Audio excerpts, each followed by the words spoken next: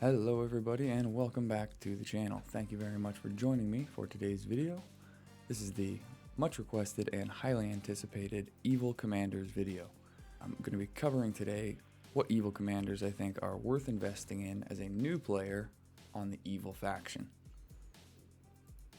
So we're going to hop right into it and take a look here. So the one we're going to start with today is the one that I probably talk about the most as my favorite evil commander from the lower tiers, Mr. Axar. Personally, when I was building Axar, I would go the Pursuer skill tree to increase his damage while attacking. This damage bonus also gets affected by speed once you get it to max. Deepen Wounds deals physical damage on its own and also increases the damage received, also modified by the might stack, by a base of 3%. Overwhelm targets the enemy with the lowest defense, deals physical damage, and then deals an additional physical damage after one round. So that was the main tree I would go into starting off with Axar. I would eventually put 2 points into Black Numenorian just so I could get 1 point into Black Arts for this heal block. But then after that, the next main skill to look at for Axar is Shadow of the Mist. As you can see here, it deals physical damage, but that damage is continuous for 2 rounds. Once you get that to max, the effect is extended to 3 rounds. Laceration inflicts bleeding, causing more physical damage, and is another one where the damage is continuous, this one for 3 rounds as well. And then Weapons Expertise gives him a chance of just dealing extra damage. That 50% chance won't change, but as you level it up, the 7.1% will increase. So as I said, once you get Axar built up with these skills, you get some gear on him that focuses on might and speed. He becomes a powerhouse. In terms of units, he's a pretty versatile commander because he's the one doing so much damage. You're not relying on the troops that he brings with him to be quite as effective. You can really focus on using them for counters if you need to, and then he's going to pump out a ton of damage on his own. So as I said, I really love Axar. I do think he's worth investing in early, and he's a pretty easy pickup as he takes he can take the base gifts, and then these little haunches of meat aren't terribly hard to get. After Axar, I really liked Grima, and this is a focus-based commander, so there was one option for a physical-based warrior type commander, and here's one for a focus-based magic user. The Wormtongue ability tree was the one I found really effective. It inflicts madness on the enemy commander, which gives them a chance to attack enemies and allies alike. It reduces their focus for 1 round, and then at max level, it also reduces the target's might by 50%, so it makes this effective against both magic users like Gandalf, or against the warriors like maybe Aragorn. If you come up into Master of Mischief, it inflicts madness against 2 enemy targets, so that can also be the commander's troops. And this one reduces their defense for 1 round. I believe that's a 35 point reduction at max, which is pretty big. Enfeeble just increases the damage received by anyone afflicted by madness. The big tree for commanders like Grima and Kamel, though, is the second in command tree. It increases the focus of the commander. It also increases the damage dealt by your melee units. Gives a bonus to focus. But this is where you get the discipline skill that gives a defense boost to your entire army. So 35 defense at max. And then anticipation, the allied unit with the lowest defense, gets a percent chance, I believe that's 75% chance at max, of avoiding all damage from the next 4 attacks. As I was editing this, I remembered that Grima, because he afflicts madness, it works against mountain trolls and their taunt. So you don't actually want to use mountain trolls with Grima. He's better with Ravagers, but you can still make use of the Reapers because he's got that anticipation skill. It's just not as guaranteed as the combination of Mountain Trolls and Reapers, just in case this doesn't go off in those first 3 rounds.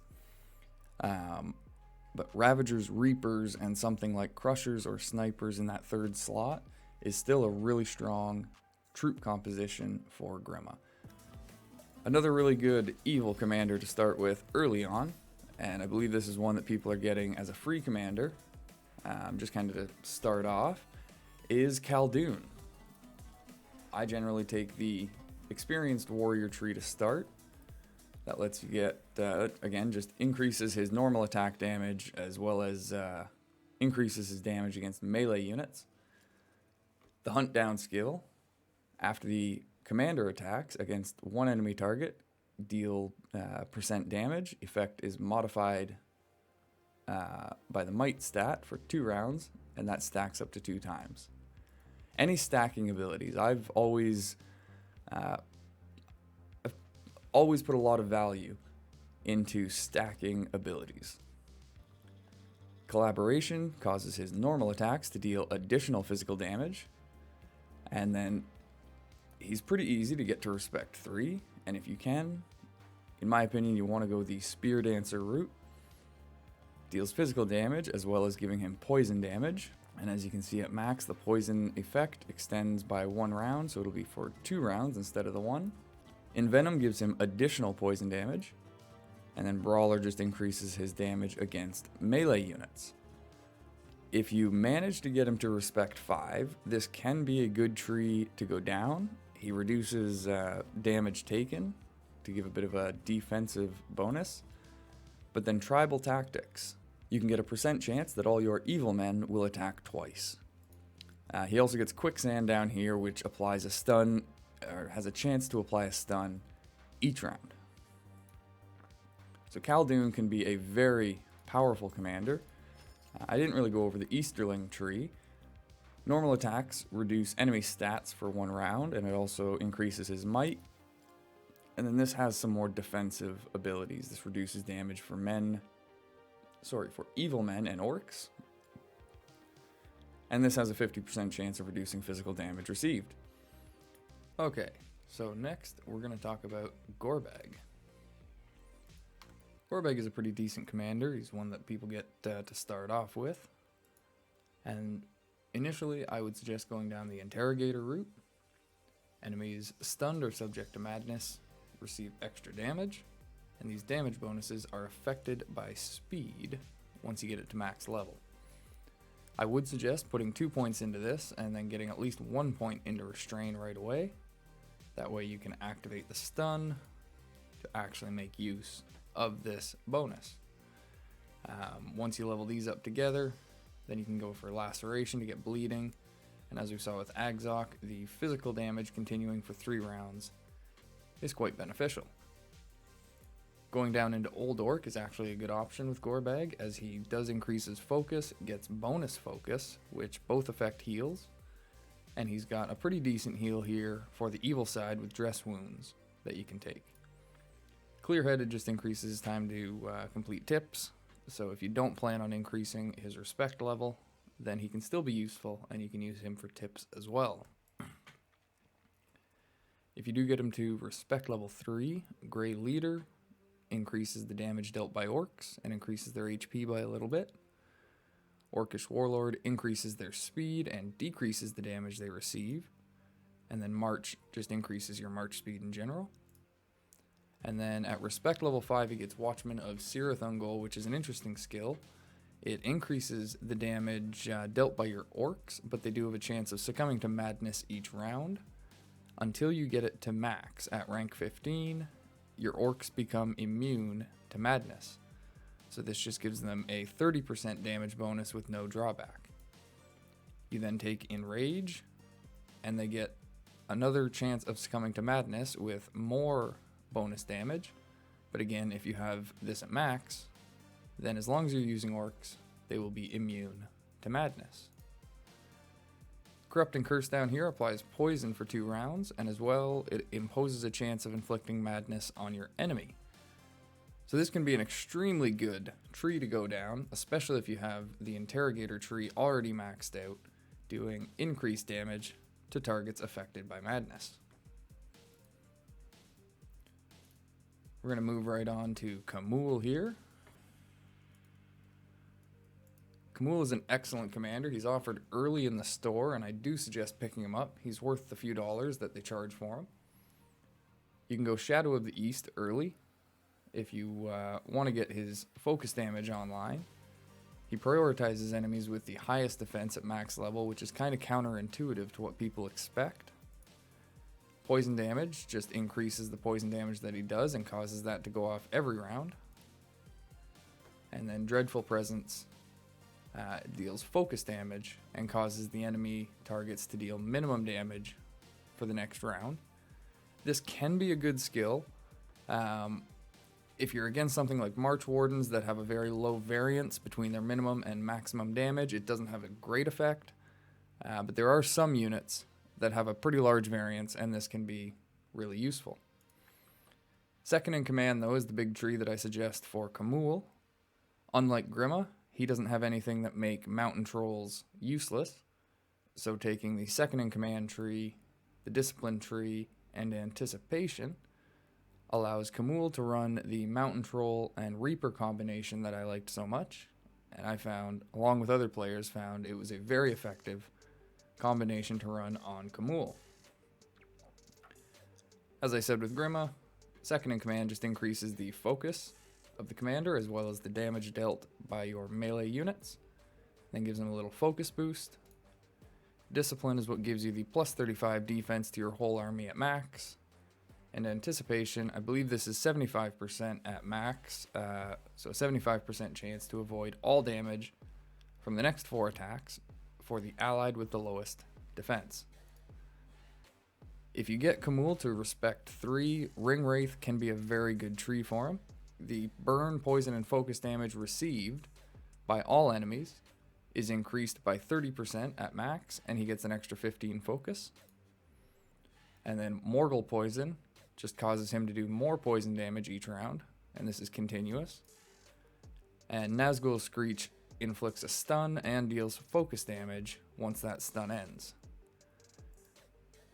I did try the Black Easterling tree on Respect 5 last beta, and I didn't actually find it paid off as well as it seems like it should.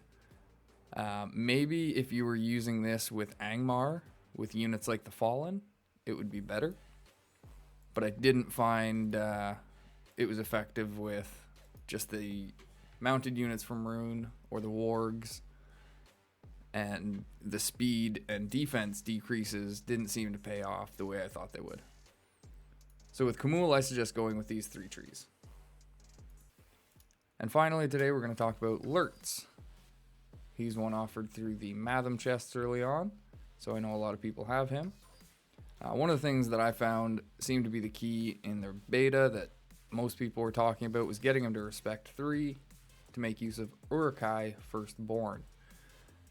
This deals a % damage 3 times, and each separate attack chooses a different target and causes slightly more damage. And then at max level, the damage increases with each attack. This also opens up Raid, which deals a % damage and has a 50% chance of dealing additional damage. Rush just deals physical damage to 1 target.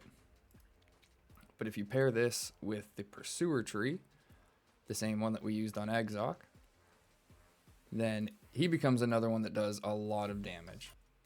Lertz also has the Uruk-hai Elite tree at Respect 1, which increases his might and his speed and gives him a speed bonus at max. And this also has Uruk-hai Captain, which provides a heal for Uruk-hai units. And Dangerous Trade, which increases the damage dealt by your allied units at the cost of 5% extra damage received.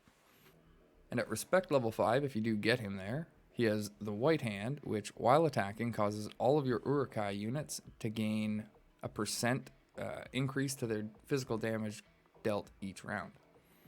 And then Lertz gets another speed bonus at max level. This does open up Untiring, which I would suggest putting at least 1 point into, because it provides stun immunity to your Uruk-hai units and also reduces the damage received by a %. And then the other sub-tree here is Arson, which causes him to deal burn damage twice, each attack choosing a different target.